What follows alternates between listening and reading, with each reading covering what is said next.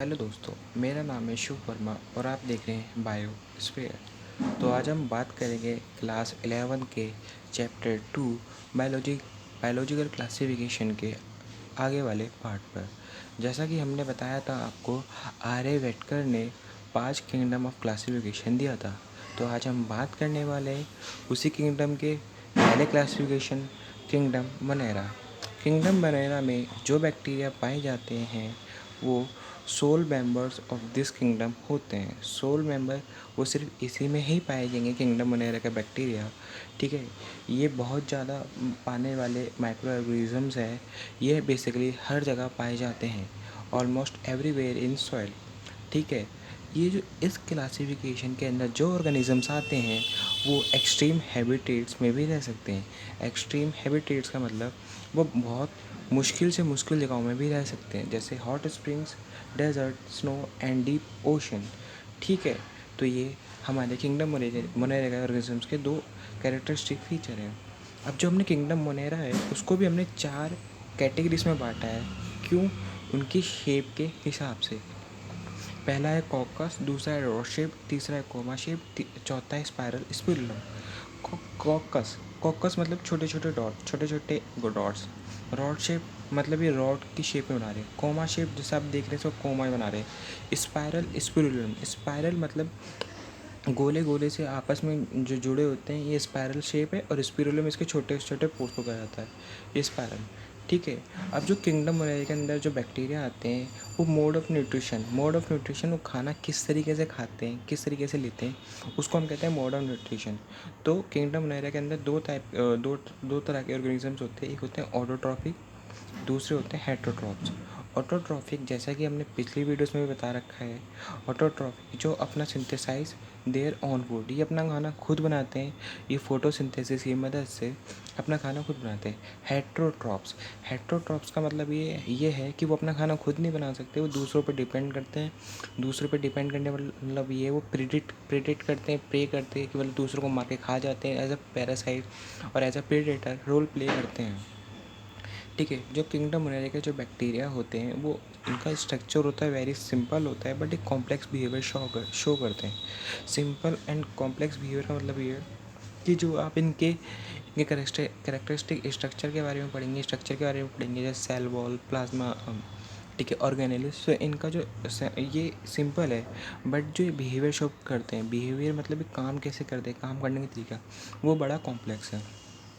अब kingdom Monera में भी 2 टाइप के बैक्टीरिया आते हैं। हमने इसमें 2 टाइप में बांट दिया, आर्के बैक्टीरिया और ई बैक्टीरिया। आर्के बैक्टीरिया जो होते हैं ये किंगडम मोनेरा के अंदर के 2 बैक्टीरिया हमने 2 पार्ट में डिवाइड कर दिया। ठीक है, आर्के बैक्टीरिया क्या होते हैं, पहले हम आर्के बैक्टीरिया के बाद में बात करेंगे। ठीक है, अब जो आर्के बैक्टीरिया है वो मोस्ट प्रिमिटिव सेल है कि ये हर जगह पाए जाने वाला सेल है। ये भी हमारा live in most harsh habitats, ये भी हमारा बहुत मुश्किल जगह में भी रह सकते हैं ये वाले बैक्टीरिया। एक तो हमारे salt areas, hot springs, marshy areas. ये सॉल्ट एरियाज़ में भी रह सकते हैं, हॉट स्प्रिंग्स में भी रह सकते हैं, मार्शी एरियाज़ में रहते हैं। अगर ये सॉल्ट एरियाज़ में रह रहे हैं तो हम इन्हें हेलोफिल्स कहते हैं। हॉट स्प्रिंग्स में रह रहे हैं तो इन्हें थर्मो एसिडोफिल्स कहते हैं। और मार्शी एरिया में रहते हैं तो हम इन्हें कहते हैं मिथोजेंस। What is marshy area? कि जहाँ भी आपने देखा होगा कि जहाँ पे वो ऑर्गेनिक जहाँ पे खाद बनती है, फिर जहाँ पे बायोगैस बनती है, उन्हें हम कहते हैं मार्शी एरिया। तो यहाँ से गैस निकलती है मिथेनोजेंस। तो हमारे जो आर्के बैक्टीरिया होते हैं वो हमारी मीथेन गैस भी बनाते हैं, तो इसलिए हम उन्हें मिथोजेनस भी कहते हैं।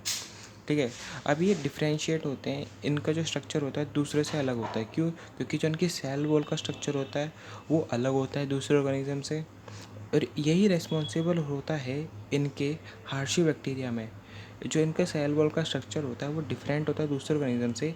यही कारण है कि एक्सट्रीम हैबिटेट मतलब hot spring, salt areas, desert, इनमें भी यहाँ पे भी रह सकते हैं।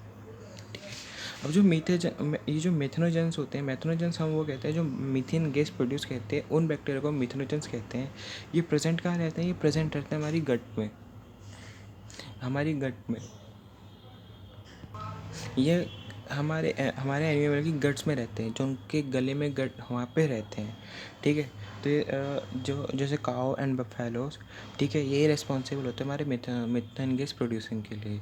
अब हम आते हैं ई बैक्टीरिया। ई बैक्टीरिया को हम कहते हैं ट्रू बैक्टीरिया, मतलब ये पूरी ही तरह एक बैक्टीरिया की प्रॉपर्टी शो करते हैं, ठीक है। इनमें एक रिजिड सेल वॉल होती है, इनकी जो सेल वॉल होती है वो रिजिड होती है, वो मजबूत होती है, ठीक है। अब ई बैक्टीरिया में एक बैक्टीरिया होता है साइनोबैक्टीरिया, ठीक है। इसमें क्लोरोफिल होता है, इसलिए हम इसे ब्लू ग्रीन एल्गी भी कहते हैं। क्लोरोफिल हमारा एक पिगमेंट होता है जो हमारी बॉडी को रंग देता है, ग्रीन रंग, ठीक है, ठीक है। और ये फोटोसिंथेसिस भी करते हैं, और ये ऑटोट्रॉफ्स होते हैं कि मतलब ये अपना खाना खुद बनाते हैं, जैसे हमने यहाँ पे पढ़ा था ऑटोट्रॉफी। और ये अपना फोटोसिंथेसिस की वजह से अपना खाना खुद बनाते हैं। इसमें से कुछ यू बैक्टीरिया के अंदर कुछ ऑर्गेनिजम्स ऐसे भी होते हैं जो हेटरोट्रॉपिक होते हैं, ये बहुत ज़्यादा पाए जाते हैं। बेसिकली इनका जो नेचर होता है डिकम्पोजर होता है, ठीक है। अभी क्या करते हैं, इनका जो इफेक्ट होता है ह्यूमन पॉपुलेशन पर, वो सिग्निफिकेंट इम्पैक्ट होता है। क्यों? क्योंकि ये बैक्टीरिया हैं हेटरोट्रॉप से अपना खाना खुद नहीं बना सकते, दूसरों पे डिपेंड करते हैं।